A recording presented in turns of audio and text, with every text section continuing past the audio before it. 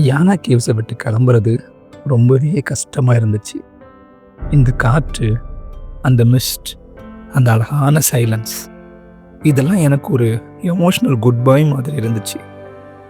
But the roads calls again. இப்போது நான் Karwar side போய் ஆகணும். மவுண்டன்ஸ் வழியாக இருந்த travel now shifting to ocean breeze. Rain still follows. இதுதான் உண்மையான ட்ராவலர்ஸ் லைஃப். புது ஊர், புது moments and ever running engine. From the heart of jungle to the waves of Arabian Sea.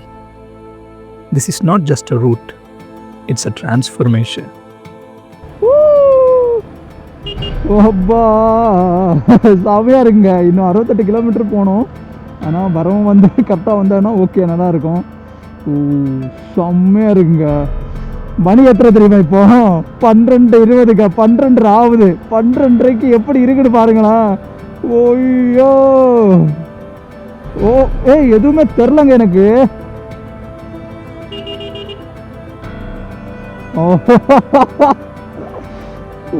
இது 12:30க்கு இப்படி இருக்குங்க. ஃபர்ஸ்ட் டைம் எக்ஸ்பீரியன்ஸ் பண்ண. மதியானம் 12:30க்கு இப்படி இருக்கு. யா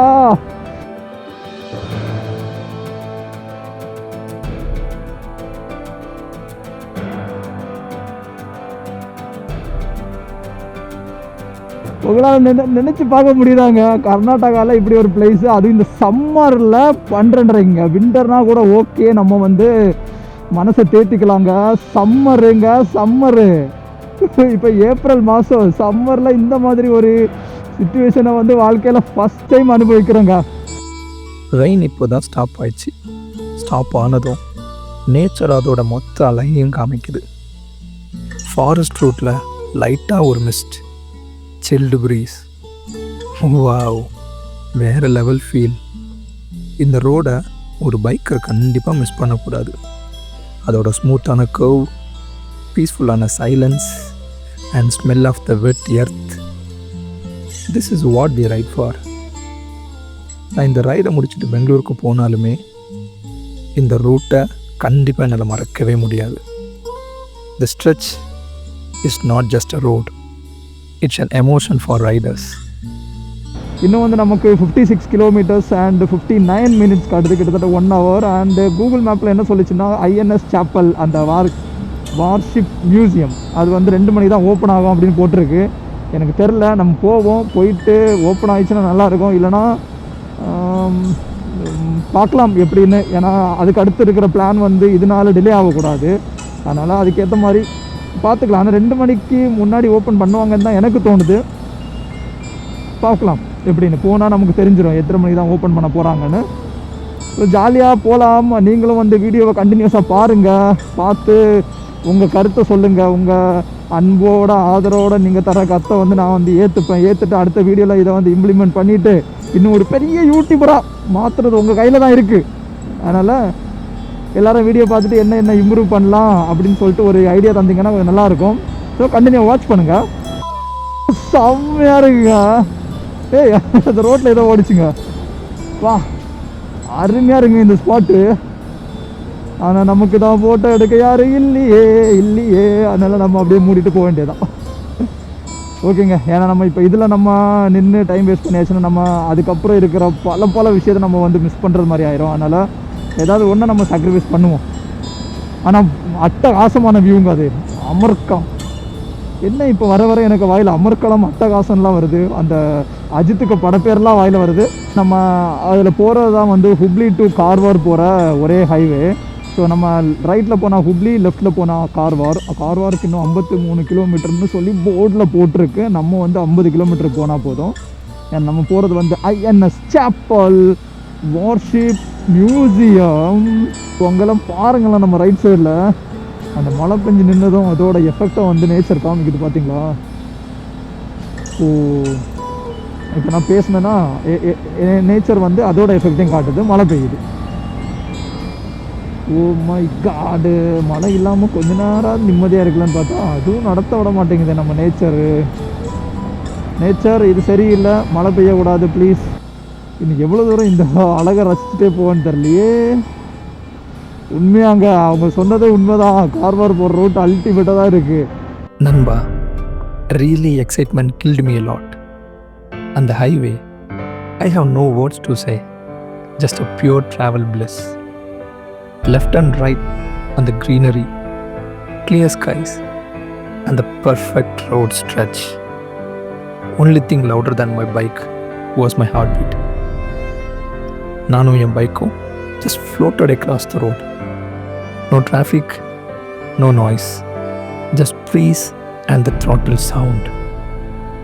In the stretcher, every biker must experience this.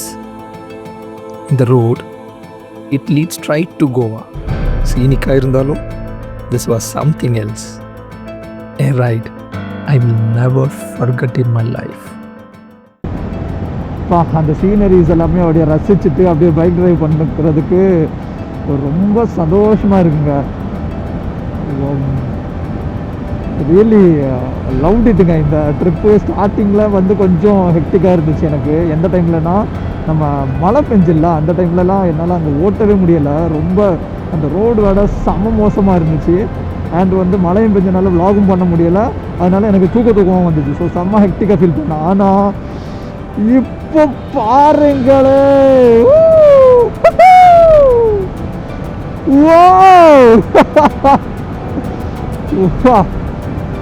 என்னமா இருக்குங்க ரோடு. ரோட விட சீனரிஸை பாருங்களா அப்படியே. இந்த பக்கம்லாம் வேலை நடக்குதுங்க. ஃபுல்லாத்தையும் இடித்து தரமட்டம் ஆக்கிட்டு இன்னொரு ரோடு போடுறாங்க. ஸோ இது ஒரு ஒன் வேயும், அந்த பக்கம் உள்ளது இன்னொரு ஒன் வேயமாக இருக்கும்னு நினைக்கிறேன். இப்போ வந்து வெறும் 2 லைன்லாம் இருக்குது. இனி வந்து 4 லைனாக மாறுதுன்னு நினைக்கிறேன். ஏய், லெஃப்ட் சைடு பாருங்களா, பீச்சுங்க, பீச்சு. ஓஹோ, நல்ல அழகான வியூ இது. ஓஹோ, செம அருமையான ரோடு இது.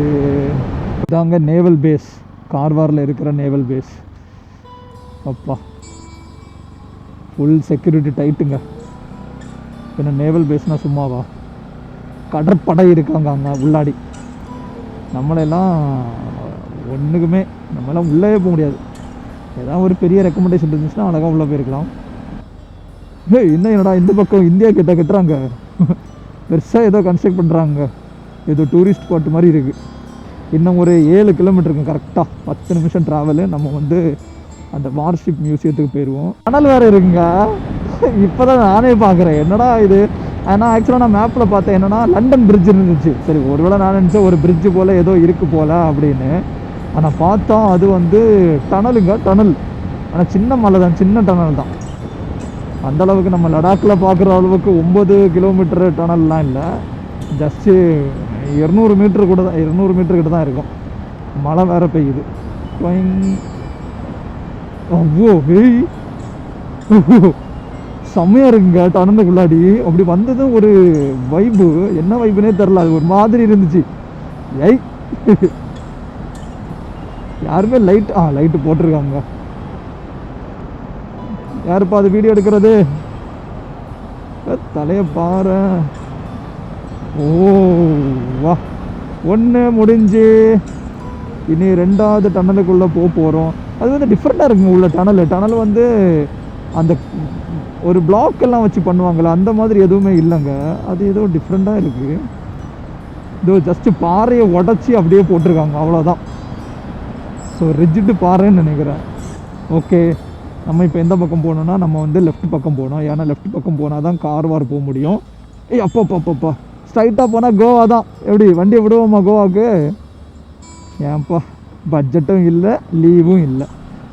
நான் வந்து ஒர்க்கிங் ப்ரொஃபஷனலாக இருக்கிறனால நமக்கு வந்து லீவு செட் ஆகலை. ஏன்னா லீவு வந்து நம்ம மேனேஜர் பர்மிஷன் தந்தால் தான் நம்மளால் லீவ் எடுக்க முடியும். ஆனால் எங்கள் மேனேஜர் வந்து தங்கமான மேனேஜர். மோஸ்ட் நம்மக்கிட்ட வந்தாச்சு. இதுதாங்க, இதோ வார்ஷிப். ஆனால் எந்த பக்கம் என்ட்ரினே தெரியலையா. இதுதான் வார்ஷிப் மியூசியம். நம்ம உள்ளே போக முடியாதோ? யார்கிட்ட அது கேட்கணுமே. ஓ, ஒரு பிளைனும் ஒரு ஷிப்பும் இருக்குங்க. ஓகே, உள்ளே போகிறதுக்கு அலோ இல்லையா, வெளியில் நின்றுட்டே பார்த்துட்டு தான் போகணும் போல். அதில் ஒரு 3 பேர் இருக்காங்க. அவர்கிட்ட கேட்டேன். அவர் வந்து நோப்பா நஹி அலோ நஹி கர்த்தாவும் அப்படின்னு சொல்லிட்டாங்க. ஃபைனலி கார்வார் ரீச் ஆகிட்டேன் நண்பா. Excitement full level. அந்த ஐஎன்எஸ் சாப்பல் வார்ஷிப் மியூசியத்தை பார்க்கணுன்னு ஒரு ஆர்வம். ஆனால் destiny had other plan. Museum closed, பப்ளிக்கு ஓப்பன் இல்லைன்னு சொன்னாங்க. சத்தியமாக ரொம்ப கஷ்டமாக இருந்துச்சு. After such a long ride I was dreaming about this moment.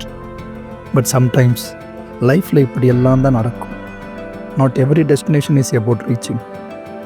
It's about the journey, the memories and the surprises along the way. ஆனால் உள்ளே விட்டுருந்தா நல்லா இருந்திருக்கும். ஆனால் இங்கேருந்து நீ அடுத்த பிளான் எங்கேன்னா எலாப்பூர் அப்படின்னு சொல்லிட்டு ஒரு லொக்கேஷன் இருக்குது. ஆனால் அது வந்து 2 ரோடாகவும் போகலாம். நான் போகிறது வந்து ஏதோ முஸ்லீம் வாடா அப்படின்னு சொல்லிட்டு ஒரு ஏரியா வழியாக. அந்த வழியை ஏன் சூஸ் பண்ணியிருக்கேன்னா அது கொஞ்சம் நல்லாயிருக்கும், த்ரில்லாக இருக்கும், சூப்பராக இருக்கும். மழை வேறு பெய்யுது. ஆனால் எல்லா பொருளில் சம மழைன்னு கேள்விப்பட்டேன். அது போய் பார்த்தா தான் தெரியும். ஸோ நம்ம கிளம்புறாங்க. இங்கே நிறைய பீச்சஸ் இருக்குது. நம்ம பீச்சஸ் எல்லாம் பார்த்தது தான். அதனால் இதுக்கப்புறம் வந்து நம்ம எங்கே போயிட்டுருக்கோன்னா எலாப்பூருக்கு போகிற வழி வந்து கொஞ்சம் திகில் நிறைந்த சம்பவமாக இருக்கும். நமக்கு எதுவும் சம்பவம் ஆகாமல் இருக்கணும், அதுதான் மேட்ரு. அதனால் நம்ம போகிற வழி வந்து செம்மையாக இருக்கும். நம்ம கண்டினியூ பண்ணி போகலாம். சூப்பராக இருக்க போகுது இந்த வீடியோ. ஏன்னா நானும் இந்த ரோடுக்காக எக்ஸைட்மெண்ட்டாக தான் இருக்கிறேன். என்ன விஷயம்னா அது வந்து கொஞ்சம் ரிசர்வ்டான பிளேஸ், ப்ளஸ் வந்து உங்களுக்கு நெட்வொர்க்கு எதுவுமே கிடைக்காது, அப்படிப்பட்ட ஒரு ஏரியா.